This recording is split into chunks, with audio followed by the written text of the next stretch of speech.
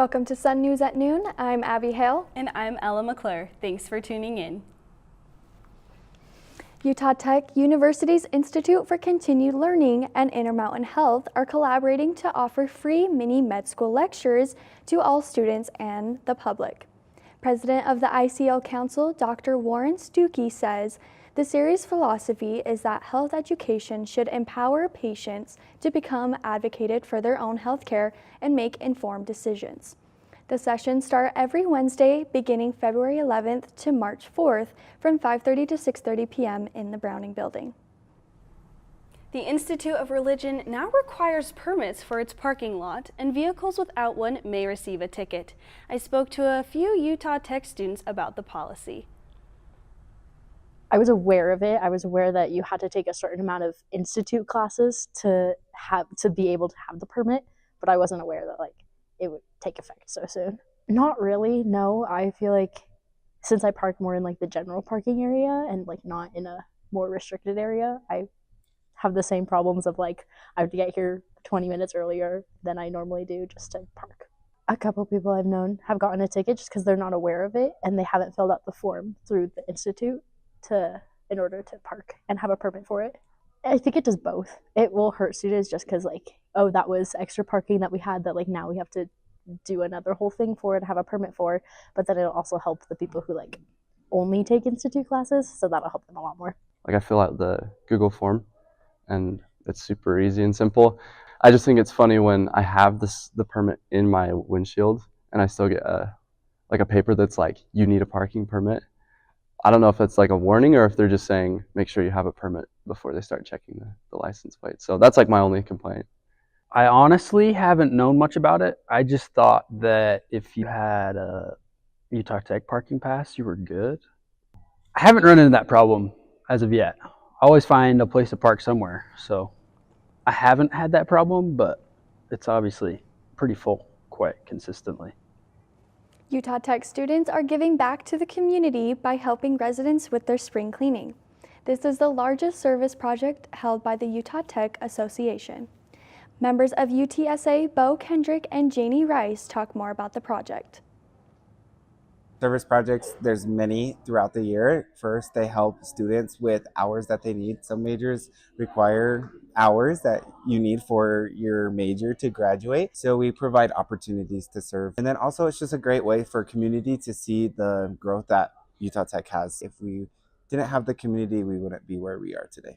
We open it up to anyone. So anyone that needs help or isn't able to do yard work or anything and they need help with it, we're able to help. Just do those activities. I feel like that's super beneficial for our community because we're helping in small but big ways. We just put together a bunch of service projects throughout the semester. We partner up with organizations in the community, like nonprofits. We're partnered up with lots of different ones like Stitching Hearts, Switch Point, Habitat for Humanity. Campus Community is going to be on February 28th. And it's going to be super fun. We're going to have a few different projects in the community. We basically just try to help anyone that needs help, like yard work or just any sort of service. It's usually just outside and we just go and have fun. You can get on our service calendar on our website and then you can sign up through there. But if you know when it is, you don't even need to sign up prior. You can just show up. Even if you can't come for the whole time, you can even come just for a little bit. So anyone's welcome to come. It's not just for UTSA. UTSA just plans it, but it usually has our biggest turnout. The Washington County Water Conservancy District is working on converting sewage into irrigation and drinkable water. The project's manager, Morgan Drake, says we live in the desert here in Washington County. Water is a very precious resource and it is too scarce to use just once. The cleaned water is used for water parks, golf courses, and other public spaces. It will cut down on the water use from the Virgin River to help the amount of droughts in St. George is facing. The project will cost around $2 billion. The project will be in full effect by 2040.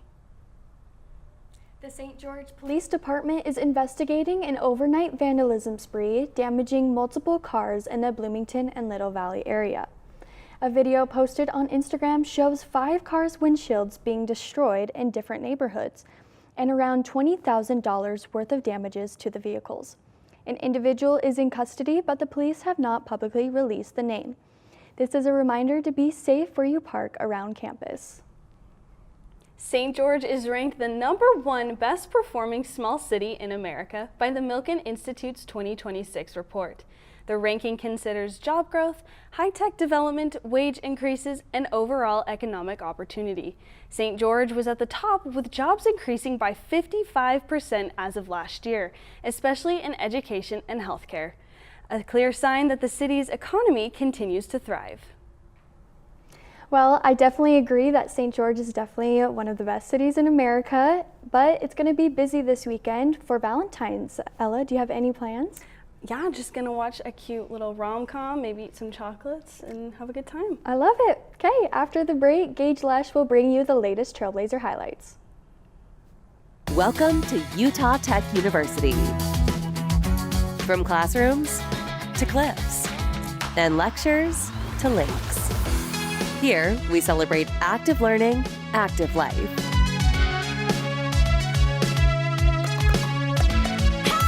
Our Trailblazers learn by doing, are career ready, and solve real problems with real partners to meet community needs.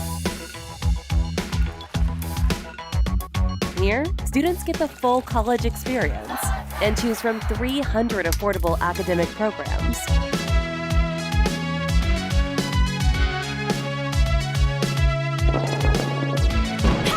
All in one of the most stunning destinations on Earth. With this as your backyard, life is just as active as your education.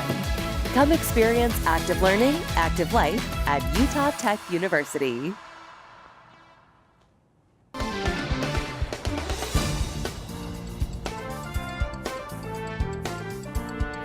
Trailblazers swim picked up 2 event wins on the road against Northern Colorado University Saturday. The first win came from freshman Kate Reichner, taking first in the 200-yard individual medley, finishing in 2 minutes 11 seconds. Madeline McGahee, Reagan Patterson, Nia Turagavu, and Natalia Zamirchek took home the 400 free relay, finishing in 3 minutes 30 seconds. The Trailblazers will wrap up the regular season tomorrow at the UNLV First Chance Invitational at 5 p.m. Driving over to the green, men's golf is opening its spring season at the C-Sun Invitational with their second medalist in the Division I era. Freshman David Leichty defeated Cal Poly University's Rafael Bobo Lore with a par in the first playoff hole, earning him WAC Player of the Week. Leichty and the Trailblazers will compete in the Wyoming Desert Intercollegiate in Palm Desert, California, February 23rd. Heading to the Burns, Trailblazer men's basketball is squaring off against rival Utah Valley University. This will be the second leg of the Old Hammer rivalry. Utah Tech senior forward Ethan Potter played 3 seasons with the Wolverines before transferring this season. I spoke with Potter at playing his former school at home for the first time. No, it'll be really cool. I mean, I'm still close to a lot of guys there, and I mean it was definitely probably a little bit weirder the first time playing them for the first time, of course, and also playing at my old gym at UVU also, which was definitely weird because I practice there every day. But it'll be a good experience. Hopefully, we get a good crowd here. I asked Ethan on how he transferred from UVU to here at Utah Tech. Yeah, I just wanted a bigger role and bigger opportunity on a team. I mean, I was able to play on some pretty successful teams at UVU, but just wanted to come to a place where I had a really big role as well as a chance to win our conference as well. So I thought this place gave me both of those opportunities. Ethan talks about returning to Orem back in December. Yeah, it was really good. I mean, I got to see a lot of people I hadn't seen in a while, whether it be players that I played with, coaches, or just medical staff there, and it didn't work out the way I wanted it to, where I mean we lost and I was in foul trouble most of the game, but hopefully that'll change this next time. Finally, I asked Ethan on what his favorite memory has been here at Utah Tech. When we played SUU here, that was the best crowd we've had, and it got really loud. We had some big plays to pull away at the end, and we really had everyone play well that game. I think that's the most complete game we've played all season. So that was probably the best memory I've had so far. The game tonight tips off at 7 p.m. Well, guys, the Olympics are in full swing, and I am most excited for hockey. This is the first time that NHL players are playing in the Olympics since, get this, 2014. So what events are you guys most excited for? I really love watching ice skating. I just think it's so cool and they're all just so talented. Being born and raised here in Utah, I love skiing the most. That's what I'm best looking forward for. That's it for this week's edition of Sun News at Noon. We will see you here next week, same time, same place. Have a great week, Trailblazers.